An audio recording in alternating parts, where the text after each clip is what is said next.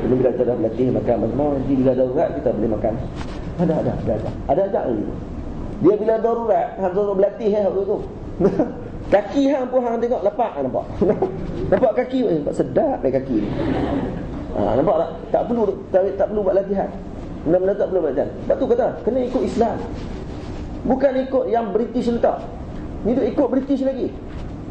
Mesti ikut British. Friday night masih ada sampai lah tentera. Kawan saya tentera. Satu sekolah dengan saya, kuliah Islam. Masuk tentera. Dan dia cerita kat saya, dia kata memang ada Friday night ketika duduk di Atma. Tahu Friday night? Friday night ni malam Jumaat. Dan Jumaat dia buat apa? Malam Jumaat kena keluar pergi untuk cari perempuan. Dia kena duduk dengan perempuan. Tapi tak tahu Allah lah ni ada ke tak. Tapi baru ni pun kan, lah ni ada ke tak, macam 70 tahun faham. Kawan saya sama umur dengan saya. Umur saya 17 tahun. Jadi 7 tahun tak. Contoh kan. Jadi masa umur saya 10 tahun. Jadi 7 tahun lepas masih lagi ada benda tersebut. Kena keluar dia kata. Kalau tak keluar, pegawai akan cari dan kena denda. Kena denda kalau kata tak ni. Dan masih ada lagi. Tapi kalau ni sebab mungkin kagak dah masuk, kurang sikit benda-benda gitu. Dulu Arab bebas dalam kamp tentera. Sebab tu kalau Israel masuk Malaysia, pergi habis Malaysia. Kalau kata Israel memang serang, habis semua. Nak harap kepada siapa? Bukan harap tentera, harap rakyat lah. Rakyat hak soleh ni banyak ni, hak jaga diri apa semua ni, hak tu dah menyebabkan nanti negara akan jaga. Bukan sebab ni hak pegang kuah musallah ni. Hak pegang dengan senapang ni, kadang-kadang ni mengarut kadang-kadang. Macam ni Mesir lah. Kalau kata masuk Israel ke Mesir, siapa yang kuat amat kan? Tentera Mesir ke rakyat Mesir? Rakyat Mesir ni yang jaga agama dia pun, hak tu yang akan kuat tu. Palestin, tentera Palestin ke tu, rakyat Palestin tu yang kuat. Ni hak jadi Hamas lah ni, tentera Hamas. Tu semua rakyat tu. Bukan asalnya dia jadi tentera tu. Dah bila Israel masuk, baru dia pelatihan jadi tentera. Betul tak? Dia penjaga dia je, hak tu yang baru jadi hebat. Ni tentera dilatih dengan cara British, akhirnya jadi apa? Jadi bodoh habis pun. Lebihlah ada kagak. Kagak pun bagi kurang sikit je. Dulu minum arak dalam camp, dalam bar, ada bar dalam camp. Kemudian dah ni dah tak ada bar. Hanya tentera-tentera yang bukan Islam je minum. Tapi tentera Islam yang masih minum, minta tentera bukan Islam beli arak, minum dalam ni. Bukan orang biasa cerita, ni pegawai tentera cerita kat kita. Hebat tak? Aku cerita habis dengan pegawai tentera. Ni bekas pegawai tentera. Dia kata memang dia cerita gitu. Ada yang berhenti tentera. Kenapa apa? Kerana ajak bini pergi malam pada night, kena tukar-tukar bini, nari. Bini tukar dengan kawan. Sampai dia letak, tak bawa bini dia. Ni ada kawan saya, ayah dia tentera, bekas komando. Komando tu jadi makan babi pun ni.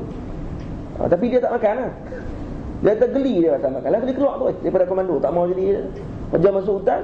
Saja buat latihan, makan beruk, makan katak, sono buat benda itu. Lagi dia jadi apa? Jadi sedapnya makan beruk. Masa tu kelupak tu sebelah kan? Lepas tu bakar macam bakar budak ni. Nampak tak? Ini kata masalah kenapa? Kerana tidak ikut hukum Islam. Kalau ikut hukum Islam, rasanya selesai semua masalah. Tidak ada apa yang berlaku. Dia orang sajalah lari jauh tu tajuk tu. Hukum ni haram nak tak tu ya. Cuma komplain habis beliau dengan tentera dia komplain. Baik, Ustaz nak kenal Ustaz ni. Sebenarnya apa hukum menerima sperma dan pembuangan sperma adakah haram? Menerima sperma haram hukum ni. Nampak apa menerima sperma? Haram hukum ni. Menerima ovum haram hukum ni. Tak dibenarkan kerana dia berkaitan dengan nasab. Hukum ni haram. Kalau kita ada waktuan, kau hukum nak buat kemoterapi ketika berikan sampingan ni yang berbahaya untuk kasut aktivitas. Ada ni. Kau mengambil ubat kemoterapi yang bahaya kepada pesakit. Ambil ubat yang ada kesan sampingan. Banyakkan ubat ada kesan sampingan. Semua ada kesan sampingan. Cuma melihat kepada peratus kesan sampingan tersebut. Kalau ambil memang lagi bahaya, maka hukumnya haram. Tapi sekadar untuk musakinat, maksudnya untuk nak bagi kurangkan sikit sakit, maka kita sebut dibenarkan. Sekadar yang diperlukan. Ad-darurah tuqaddar biqadariha. Maksudnya perkara yang diperlukan tadi ni hanya sekadar yang diperlukan saja boleh digunakan. Lain daripada tu tidak dibenarkan. Sebab nak guna kemoterapi ni untuk orang yang penyakit apa? Yang kanser yang Allahu Akbar, dia adakan cara lain kan selain daripada kemoterapi. Cara dia lain mana? Tak ada cara lain dah. Mandiwak. Ada tak boleh buang dengan kemoterapi. Kemoterapi ni saya pernah dengar lah, bukannya dia menghancurkan kanser, dia menumbuhkan lagi kanser, betul tak? Betul tak? Betul tak? Efek dia tu dia akan mula hancur, lepas tu dia akan naik lagi besar lagi. Dia gitu lah. Wallahualam. Tengok balik dia keadaan. Kalau kata dia lagi berbahaya, sampingan yang berbahaya pada sakit yang sangat berbahaya, maka ketika sebut hukumnya tidak dibenarkan. Tapi kalau kata dia boleh mengurangkan sedikit daripada yang tadi sangat berbahaya, dikurangkan sikit, dibenarkan, tidak. Sekadar yang diperlukan saja. Seterusnya hukuman kisos. Kisah orang ada. Bolehkah dibuat pembedahan urine abuse dipotong oleh pakar bedah dan diberi antibiotik atau ubatan sakit seperti itu? Itu bolehkah sama semula bahagian yang dipotong? Baik. Kalau kata tengok balik kepada maqasid sebenar pemotongan tangan tersebut, adakah untuk menyakitkan dia ataupun untuk nak bagi kesedaran kepada orang ramai? Nak bagi sakit kan? Nak bagi kesedaran? Nak bagi kesedaran. Itu sebagian ulama berpandangan boleh guna ubat bius, tapi syarat mesti depan orang. Tu maqasid dia untuk nak bagi orang takut. Bukannya buat dalam bilik pembedahan. Bilik pembedahan seronok, dia curi, lepas tu dia bedah. Lepas tu habaq kat orang kata tak benarnya tangan dia tu kena menyakit apa tau, kena potong. Lepas tu syarat dia nak guna bedah boleh, nak kerak boleh, tapi nak guna ubat bius boleh, tapi mesti depan orang. Cucuk dulu ubat bius, kerah dulu, bagi dia jadi bius, dia kebas, kemudian tarik bagi keluar pada sendi, ataupun gunalah apa-apa saja untuk keluarkan pada sendi, kemudian kerak tangan tersebut, kemudian ikat pula, ataupun cucuk bagi ubat tahan darah dan sebagainya. Tidak ada masalah. Itu sangat dibenarkan. Dalam kitab turas dicelup dalam minyak panas. Kenapa tujuan celup minyak panas? Untuk kurangkan keluaran darah. Itu antara tujuannya. Jadi dalam zaman Allah dah ada ubat untuk cucuk, nak bagi halang keluar darah, maka guna ubat tersebut. Dan disunatkan, kata para ulama, disangkut tangan tersebut di tengkuk orang yang mencuri tadi selama sejam. Tengkuk. Ataupun berapa lama, tak mesti sejam, berapa lama yang dikehendaki oleh pemerintah ketika tersebut. Sangkut di tengkuk. Untuk apa? Untuk nak bagi sedar. Ni lah balasan bagi orang yang mencuri. Orang curi ke lepas tu? Orang tak curi dah lepas tu. Boleh faham? Tu kesan hukum Islam tu. Tu kesan dia. Jadi bolehlah, tak ada masalah, sebab tidak bertentangan dengan maqasid. Cuma yang bertentangan ni dipotong oleh pakar bedah, tak ada masalah. Itu memang sangat diperlukan. Pakar bedah sangat diperlukan ketika ni untuk potong, kerana dia lebih mengetahui tak mana urat yang, sebab kalau dipotong, silap potong, darah keluar tidak berhenti dan menyebabkan mati, haram hukum dia ketika sebut potong. Boleh? Sebut lagi tak? Boleh sambung balik tak? Tak boleh sambung balik. Jadi apa? Tak kenalah dengan maqasid syar'iyah yang sebenar. Sebab kita potong, tangan bagi tak ada, nak bagi orang ingat tu tangan tak ada tu sebab curi tu. Tak curi lagi lepas ni. Tak curi lah. Tapi kalau boleh sambung balik, seronok ah. Nah. Papa potong, abang kalau banyak dah siap kat doktor. Potong-potong buh tu. Betul lah. Betul boleh pakai balik. Jadi tak dibenarkan. Ya. Sambung kat tangan orang lain. Tu dia. Tangan orang lain dah tak ada kan. Tangan dia putih sebab buat kerja dan sebagainya. Itu termasuk dalam menderma pula organ. Tadi macam semalam lah. Kalau dia benar kan, bagilah, ambillah tangan tu. Tapi kena sangkut dulu kat tengkok. Sangkut dulu kat tengkok je lah. Lepas tu baru sambung. Silakan, tidak ada masalah. Menggunakan pandangan yang membenarkan. Tapi kita berpegang dengan pandangan yang tidak dibenarkan untuk memberikan barang tersebut. Kenapa? Karena yang pertama, dia tidak ada hak untuk bagi. Itu bukan barang dia. Ada orang tanya, dibuat dalam kitab, tanya soalan, kenapa orang curi kena kerak tangan, kenapa orang berzina tak kena korak netang tu? Kenapa? Dia patut kerak tu Ham zina tak kena kerak tu, kena rotan kat belakang pula tu. Hak tu elok lagi, hak tu gelak. Aku tak kena. Kan? Dia yang sedar. Hak kena belakang badan kena. Kena sebab satu kali. Hak yang dah kahwin dah pula kena rejam sampai mati pula tu. Dia tak kenal juga. Hak tangan kena potong. Jadi kata ulama kata apa? Tangan ni sebab dia tidak berkaitan dengan apa ni, kalau dipotong pun tidaklah menyebabkan kehilangan yang terlalu teruk. Tapi kalau kata kemaluan, kalau dipotong menyebabkan nasab keturunan, maka ketika sebut hukumnya adalah haram. Betul? Itu sebab dia. Seterusnya, hukum doktor lelaki mencuburi dan sakit puan dalam dengan kecil. Baik. Sebab mungkin dikatakan kalau apa ni nak ambil pakar ni beban kerja banyak, perempuan mungkin lemah, banyak awak lemah. Baik. Itu sebenarnya alasan. Alasan daripada orang-orang yang nak suruh orang lelaki ambil. Perempuan dia tak semua dia lemah dan semua benda. Kan? Kadang-kadang dia mengaji boleh 6 tahun mengaji dalam bidang kedoktoran. Tiba-tiba nak tambah sikit tahun lagi untuk mengaji bahagian pakar sakit puan ni. Dia kata, oh lemah lah waktu ni, dia letih apa semua ni. Rehat tu pun letih juga sebenarnya. Semua kerja letih.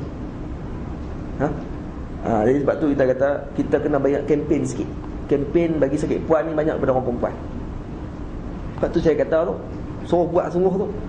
Hospital kita yang tahu bukanlah aku nak ambil peluang. Zul nak ambil peluang tu, lepas ni dia pergi hospital tu ya free. Apa ambil, takkan nak ambil duit dengan anak kan? Ambil duit dengan anak tak redha ilmu. Tahu kan maksud dia tu? Maksud dia nak bagi tahu, kata apa? Penting untuk kita ada satu institusi yang mana dia, kalau kata orang ramai orang jadi sonok dah nak beranak. Sebab apa? Sebab mesti doktor perempuan yang sambut.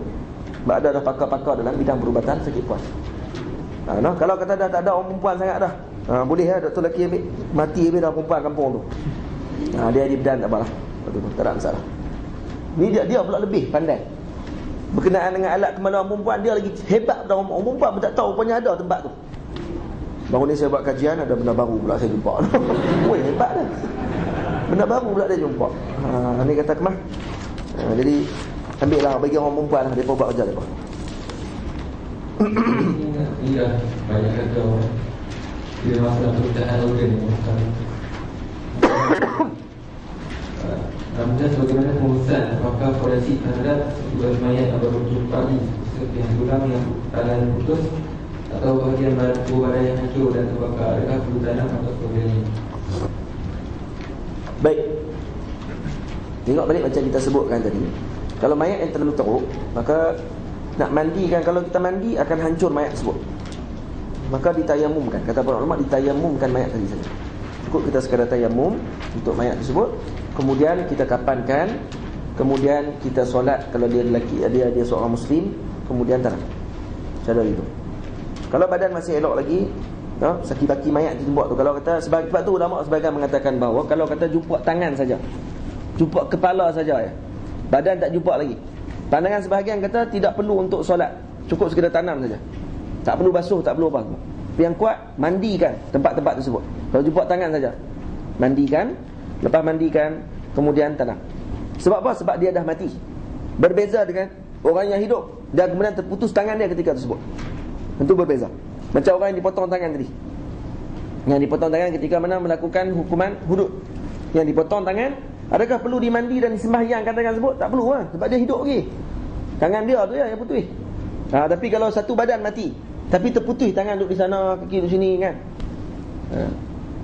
Jadi apa ni, kalau jadi gitu, maka ketika tersebut kata ulama, hak mana jumpa, selesaikan dulu, basuh, kemudian mandikan, kemudian solat, kemudian baru tanam. Boleh faham tak? Itu cara dia. Itu disebut secara ringkas lah.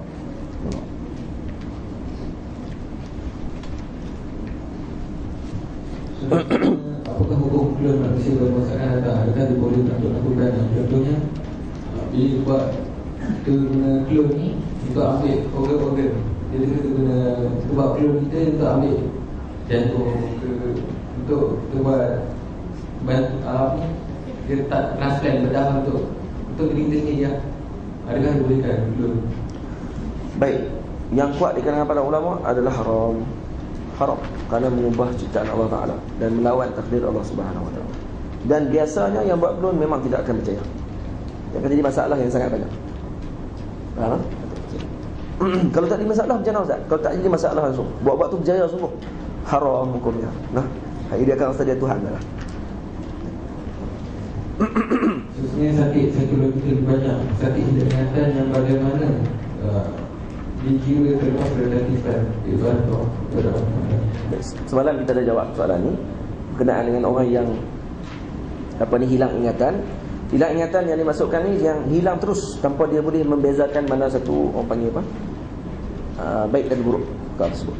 Di mana ni hilang ingatan seperti mana koma. Ada hilang ingatan dia panggil koma, mughma alaih ataupun pengsan, ataupun gila. Itu betul masuk dalam hukum hilang ingatan juga tu semua. Yufi al-qalam an salas. Akan terangkat qalam, tidak terangkat taklif lah daripada 3 golongan. Masuklah seorang gila, majnun. Dan begitu juga dengan orang yang koma, termasuk kerja itu sebab apa? Sebab dia hilang akal. Faham tak? Jadi bila hilang akal tersebut, tengok balik kepada sembahyang dia macam mana, puasa dia macam mana. Yang pandangan dalam masalah majnun, orang yang hilang akal kerana gila, maka puasanya tidak sah, batal, dan kemudian tak wajib qada. Ini kalau majnun, kalau gila. Begitu juga sembahyang. Sembahyang pun tidak wajib qada. Berbeza dengan orang yang koma. Orang yang koma, kalau dia koma sebelum masuk waktu sembahyang, sebelum masuk waktu sembahyang, maka koma tersebut dikira tidak wajib bagi dia untuk mengqadakan sembahyang. Puasa macam mana pula? Puasa wajib diqadakan.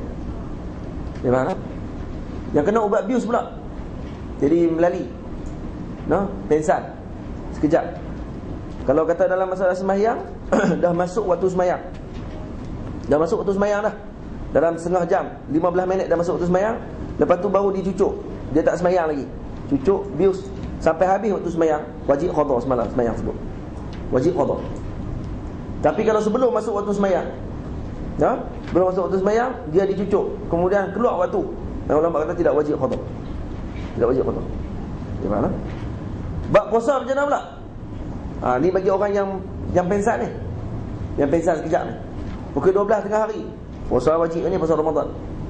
12 tengah hari dia kena cucuk, pensan sampai maghrib. Makin-makin buka puasa sah tak puasa dia? Sah. Kenapa? Kerana dia telah bertemu sedikit dengan waktu sempat berpuasa. Walau lahzatan, walau lahzah, sikit pun kita jumpa tak apa dah. Lepas main subuh tu, elok-elok azan subuh, cucuk terus. Dia dah niat dah tadi, minum, makan semua dah, sekali dengan apa ni, sok apa semua, sahur. Kita dah panggil sok kan, sahur, makan, semua makan siap dah, okey, tak ada masalah. Lepas tu baru dicucuk, qada puasa dia sampai maghrib, baru jaga balik. Seronok dia, seronok. Tak buat dosa apa, semua tak tengok apa benda pelik-pelik. Jadi sah puasa dia, sebab dia bertemu walau sedikit pun dengan waktu puasa. Seronok. Okay, selesai soalan yang khatam aku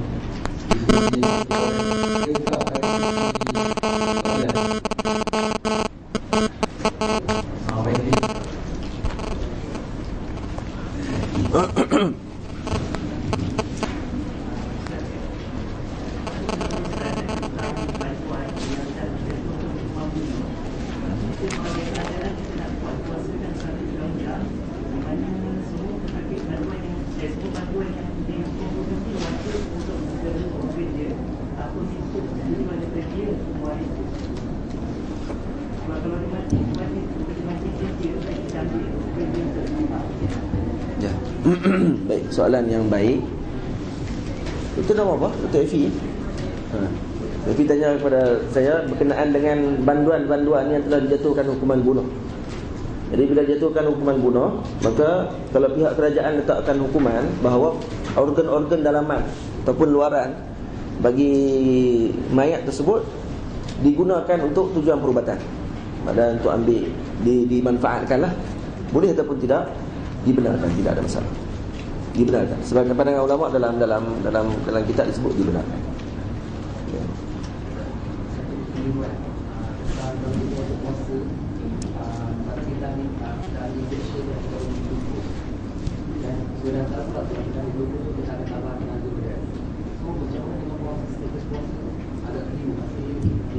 Baik, dia ada dua masalah dalam puasa ni. kalau dicucuk daripada anggota badan kita. Ada satu yang tujuan dia hanya untuk tambah air tadi, hanya untuk nak bagi kuat, bukan untuk sebagai makanan, sebagai untuk tambah tenaga saja. Satu lagi sebagai taghazi, ghiza, maksudnya sebagai makanan dalam badan kita. Bila tambah tu sekadar menggantikan makanan balik. Faham tak? Dia gantikan makanan. Maka yang menggantikan mana? Doktor dia beritahu lah tu. Yang menggantikan, maksud kebiasaannya glukos. Sekarang glukos sebenarnya untuk makanan, untuk dia ganti kepada makanan. Masuk glukos, kata para ulama, batal puasa kerana dikira makan. Walaupun masuk melalui salur biasa, dikira sebab dikira makan. Nah. Tapi kalau kata untuk masuk air dan kemudian apa ni, seperti nak bagi, cuma bagi subur nak bagi yang bagi apa, segar badan dia tu, nak bagi tak jadi teruk, tidak ada masalah, tidak batal puasa.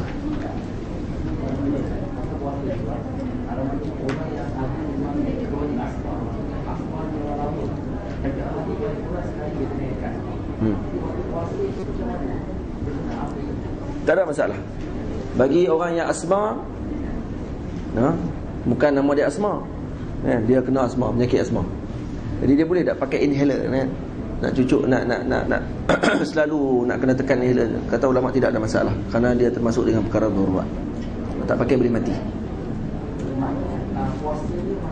Puasanya sah. Puasanya sah. Tak perlu qada. Tak perlu qada.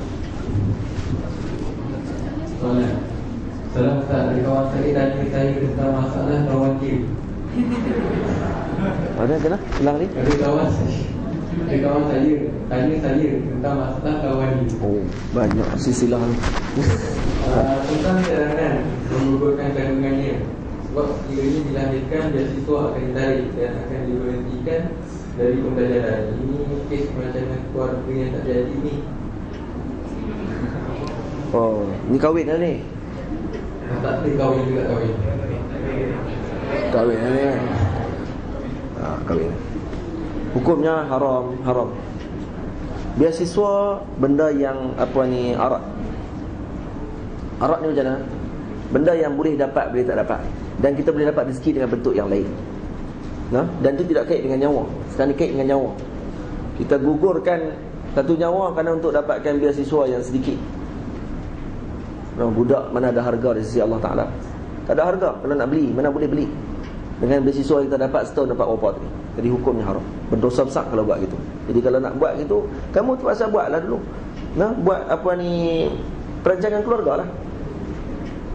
Tadi ni so kepit tiup kepala pio kan. Kepit pula lah. Buah pin pula lah. Dan sebagainya. Klik. Assalamualaikum warahmatullahi wabarakatuh. Ustaz, bolehkah doktor gugurkan anak daripada hasil perzinahan? Jawab. Daripada hasil perzinahan. Kalau daripada hasil perzinahan, haram hukumnya. Haram lah, walaupun dah 40 hari dan sebagainya. Haram sebab dia perzinahan. Hari kita bincang ni rogol. Rogol yang ulama bincang tu kata boleh ke tak sebelum 40 hari tu. Takut trauma apa semua tu. Tapi zina tak boleh, zina tak boleh. Haram. Yang nombor 26 tu, kalau sakit tu tak boleh bergerak dan tak ada siapa nak bantu dari segi wuduknya, macam mana nak selesaikan? Pulang ambil wuduk ke atau boleh solat terus? Bagi ulama kata jika sebagai orang yang apa ni, jika habis terus daripada semua faqidut tahurain, faqidut tahurain, orang yang hilang dua tahur tu, tak boleh ambil air sembahyang, tak boleh tanah pun tak ada, air pun tak ada, tapi tak boleh nak pergi ambil, dipanggil faqidut tahurain juga.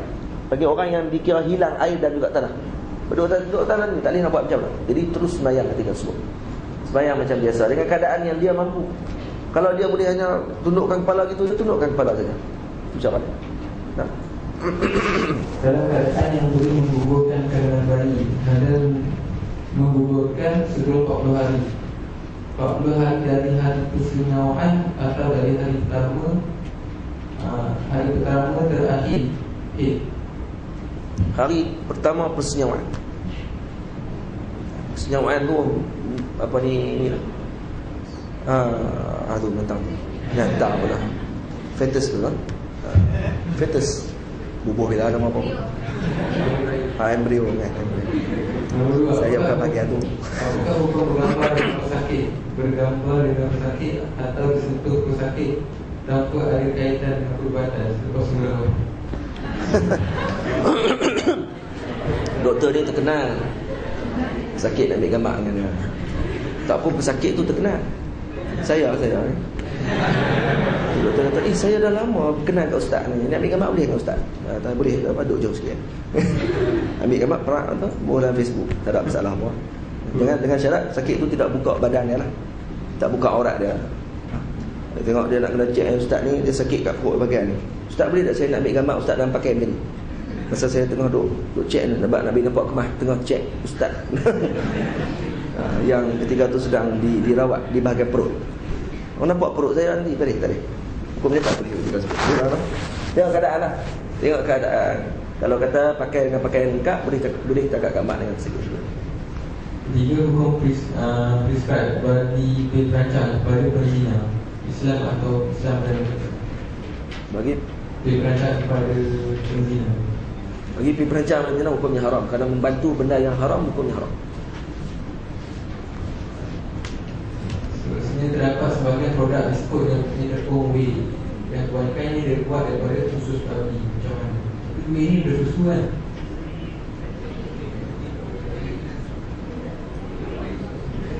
Whey protein kan? Protein daripada susu rasanya. Kita dah ambil daripada susu. Baik. Itu kita kata kalau dah, biasanya kalau makanan yang sebegitu, biasa dia tidak berlaku istihlak. Faham tak? Dia tidak berlaku pertukaran yang terlalu banyak. Dia mungkin dikeringkan, kemudian dia berubah dengan bentuk pengeringan tu gitu je. Maka hukumnya haram dimakan. Sebaiknya elakkan, dia masih syubhah. Itu syubhah kan? Elakkan. Sebab ada juga tepung jenis tu yang dibuat daripada binatang lain, kan? Daripada lembu kan, dan sebagainya. Takkan mesti babi je mesti buat itu. Tak juga kan? Binatang lain pun boleh buat juga. Gelatin lembu pun ada, kan? Tapi kenapa orang tu gelatin, orang nampak babi je? Tak. Lembu pun ada juga. Lepas tu kata atas pemilihan orang. Lepas tu ni pun antara perancangan yang dibuat oleh puak Yahudi untuk nak rosakkan umat Islam. Sebab apa? Sebab mereka letakkan banyak kepada babi seolah-olah. Mereka tak buat kajian yang terang menurut pada benda-benda lain. Hanya dibuat tentang babi je. Kemudian kepada babi itu dikeluarkan hukuman kata babi saja yang ada, yang lain tak ada. Boleh tak? Itu maksudnya. Salam Ustaz, pergi sebagai doktor banyak kali kami perlu mengkodok solat. Adakah nilai solat kami berlainan dengan nilai solat pada waktunya? Sekali lagi. Kerja sebagai doktor banyak kali kami perlu mengkodok solat. Adakah nilai solat kami berlainan dengan nilai solat pada waktunya? Baik. Berlainan lah. Berlainan sebab apa? Sebab dia dalam keadaan qada, cuma dia tidak berdosa. Dan dia waktu tolong tu pula, sebab dia waktu tu kewajipan dia yang lain, dapat pahala lain pula waktu tu. Boleh faham tak? Dia dapat pahala lain pula waktu tersebut, sebab dia ada tanggungjawab pahala lain. Jadi ada balance lah. Cuma nak dapat pahala macam orang yang sembahyang pada awal waktu, tak sama. Dia tak sama, cuma kebaikan tu banyak juga. Tidak ada masalah. Dengan bimbang, Allah Ta'ala maha luas rahmatnya. Kerana sperma haram, tapi kalau sperma suami sendiri disimpan, dibekukan, takut bila suami mati di masa harapan, kita boleh guna sperma itu.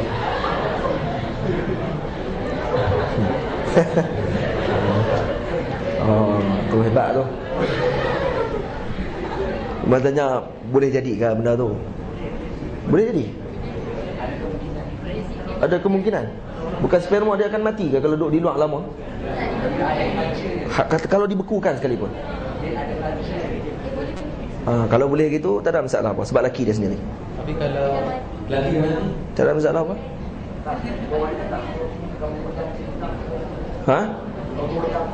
Tu kata hukum boleh kita ada adab pula.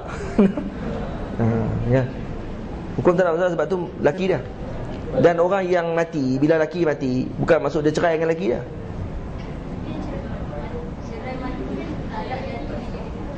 Talak jatuh. Dia bercerai mati, no?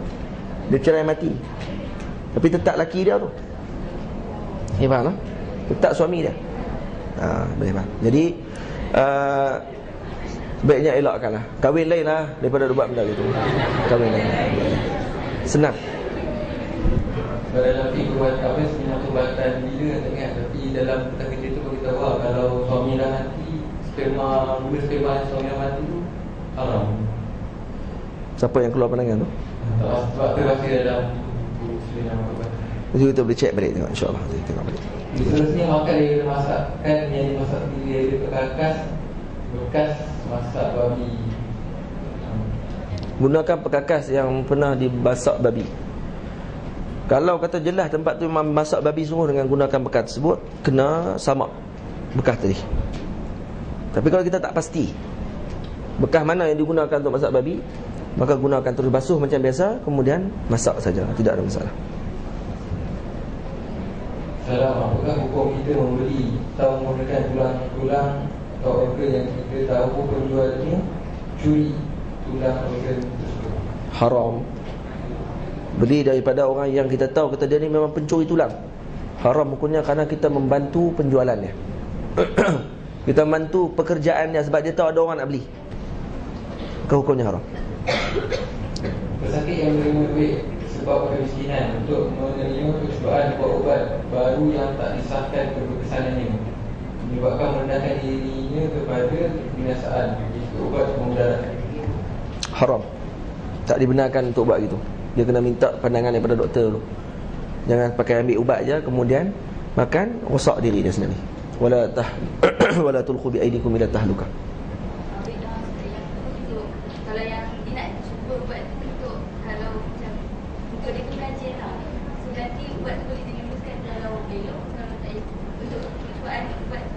Percubaan ubat jangan guna pada diri. Guna pada yang akhafud darar. Sebab tu kebanyakan orang akan guna pada binatang tu. Lepas tu binatang kita akan bagi manusia. Manusia normal dan yang sakit. Yang tu dapat tu sebelum. Syarat dia mesti dia kena kaji betul-betul kata ubat ni memang banyak kebaikan. Bukan dia tak apa nak pasti lagi lah, kemudian terus stres pula dah. Terus test ke orang. Test bagi ke orang tu waktu kita tengok hukumnya haram kerana kita dalam keadaan tidak pasti dan masih lagi dalam keadaan masih kajian lagi. Tak boleh waktu tu. Penggunaan vaksin pada usul babi kepada orang muslim oleh doktor muslim. Apakah hukum kat atas doktor muslim itu? Yang kita sebut vaksin tidak ada masalah. Dan sebagian pandangan kata vaksin sudah menjadi istihlak. Maka kalau orang muslim pun boleh, orang bukan muslim pun tidak ada masalah. Boleh. Lebih-lebih aula lagi lah. Bukan nak bagi vaksin, babi boleh makan terus. Tak vaksin tak heran lah. Kalau vaksin yang ada usul babi itu terpercik kat doktor itu sama tak? Apa dia? Kalau vaksin itu terpercik pada doktor. Tak. Dia akan jadi harus. Sebab apa? Sebab benda tu dia jadi suci lah. Tak ada masalah apa.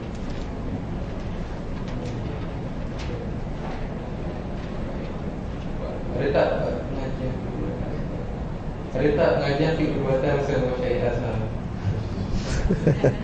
Dia tak ada. Sebenarnya fiqh perubatan ni akan diajar masuk dalam kitab-kitab fiqh.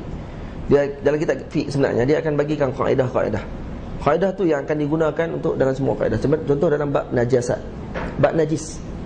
Jadi kita nak tahu macam kita duk jawab soalan berkenaan dengan najis. Ni najis ke tidak apa semua tu. Semuanya sebenarnya diambil daripada fiqh perubat. Fiqh yang diambil daripada kitab fiqh bab najis. Sebab dalam kitab fiqh dia akan sebut ni najis, apa dia najis? Sekian disebut najis. Jadi daripada tu dikiaskan dengan najis-najis tersebut. Jadi sebab tu kata perlu juga kamu mempelajari kitab-kitab fiqh dalam mazhab untuk mengetahui tentang perkara-perkara tersebut. Sebab apa? Sebab nanti kamu akan melihat, oh ini maksud dia contoh macam orang tanya keputihan, adakah najis? Maka jawapan bagi keputihan adalah najis. Kenapa najis? Kerana keluar daripada kemaluan. Kan benda yang keluar daripada dua kemaluan kan najis maksudnya.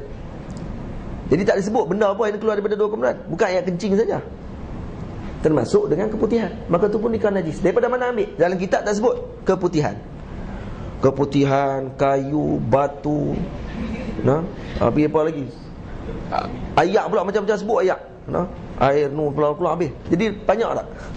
Banyak ah. Jadi tak akan sebut gitu, dia sebut hanya sikit aja. Apa-apa saja yang keluar daripada dua jalan, maka dua itu perkara tersebut adalah najis. Yang ada najis ada mutanajis lah. Contoh kalau keluar biji cempedak, duk elok lagi biji cempedak tu. Makan buah cempedak, telan biji-biji sekali. Masa buang air, masa berak tu keluar biji cempedak. Tengok comel biji cempedak tu, ambil basuh balik. Basuh balik, rebus, makan balik, boleh tak? Boleh, you know. Boleh kenapa?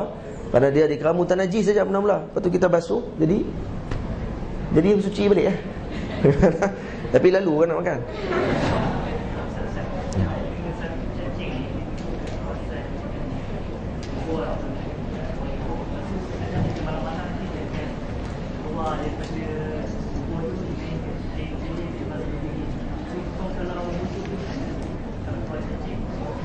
Kalau keluar cacing pun batal wudu. Batal wudu. Keluar cacing daripada dubur pun batal wudu. Aku komen Ustaz tentang kisah Nabi SAW diberi 3 pilihan, kuda, wanita dan doktor. Lalu Nabi SAW memilih kuda dan wanita. Main mana tu? Kuda, wanita dan doktor. Ada ke? Nabi diberi pilihan kuda. Saya tak pernah dengar cerita ni. Bila masa pula bagi kuda, wanita dan doktor ni? Wallahualam, tak pasti Ustaz.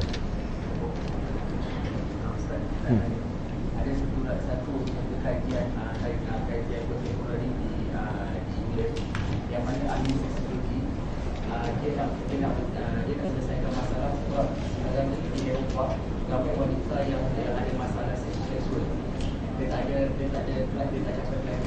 Jadi dia kata dia nak cari wanita-wanita sebagai model untuk buat masturbation. Berada dia ada di makmal untuk tengok kajian apa nama dengan klimax pada wanita. Bukan soalan yang saya cakap, adakah boleh mana-mana wanita yang kita nak cari menjadi model untuk buat kajian? Yang ada nak ulang balik tu ni. Patutnya bagi mic ni dekat doktor satu. Dr. Nazmi tanya, dengar tak? Belakang tak dengar no? Ringkasannya, diambil model untuk mengkaji tentang masalah seksual.